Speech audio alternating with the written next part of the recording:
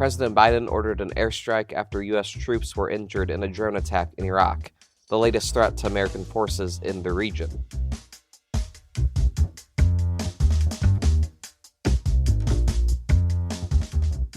Produced by Defense News and Military Times, this is the Early Bird Brief. Each morning we bring you the defense and national security news of the day.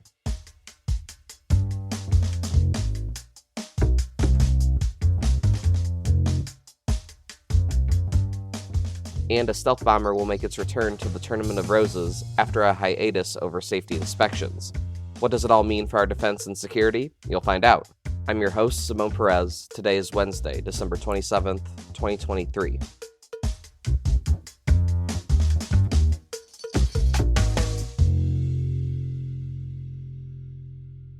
First up, President Joe Biden ordered the United States military to carry out retaliatory strikes against Iranian-backed militia groups on Christmas. The strikes came after 3 U.S. service members were injured in a drone attack in northern Iraq. One of the U.S. troops suffered critical injuries in the attack. The Iranian-backed militia Kataib Hezbollah and affiliated groups claim credit for the attack that utilized a one-way attack drone.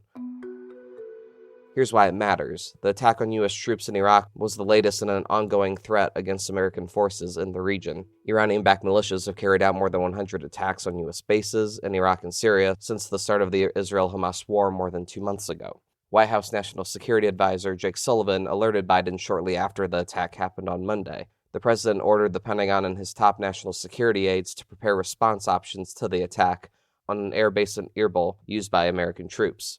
A U.S. official told the Associated Press that Biden opted to target 3 locations used by Kataib Hezbollah and affiliated groups. The U.S. strikes were conducted at about 4:45 a.m. local time Tuesday in Iraq. U.S. Central Command said the U.S. strikes destroyed a number of facilities and likely killed multiple militia members. Iraqi officials said U.S. strikes targeting militia sites early Tuesday killed 1 militant and injured 18. The U.S. has thousands of troops in Iraq training Iraqi forces and combating remnants of the Islamic State group, and hundreds in Syria also, mostly on the counter-ISIS mission.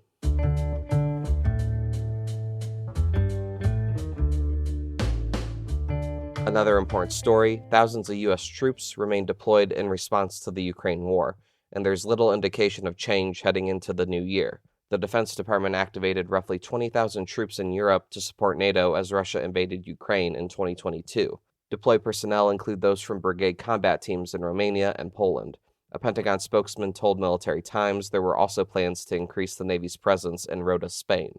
The increased rotations have been absorbed into the larger Operation Atlantic Resolve. That operation has been sending rotations to Europe since Russia invaded the Crimean Peninsula of Ukraine in 2014. U.S. troops have also set up a long-term assistance command in Germany to help coordinate rotations of training with Ukrainian troops. Meanwhile, Moscow's defense ministry said an airstrike by Ukrainian forces damaged a naval ship in Crimea. The Russian ministry didn't specify the extent of the damage, but Ukraine claimed the ship was destroyed.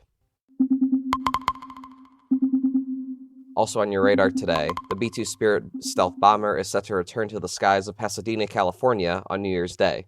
According to a statement from the Air Force 509th Bomb Wing, the B-2 flyover will kick off the Rose Bowl football game on January 1st. The Alabama Crimson Tide and the Michigan Wolverines will face off in the game, and as a Big Ten alum, all I have to say is go blue.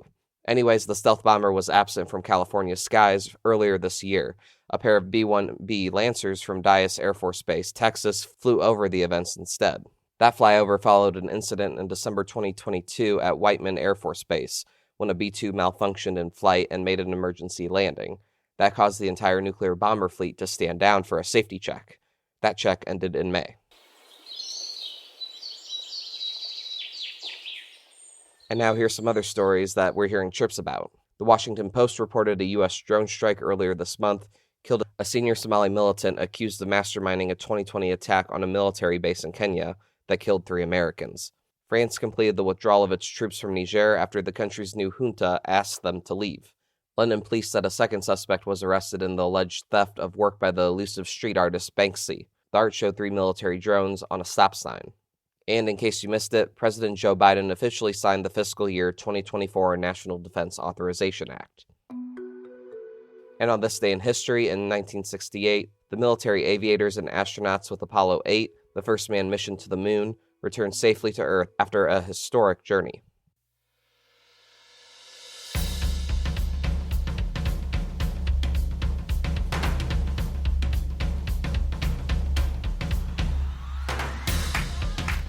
That's it for us this morning. To get more top stories and breaking news, go to defensenews.com/EBB to subscribe to the Early Bird Brief newsletter.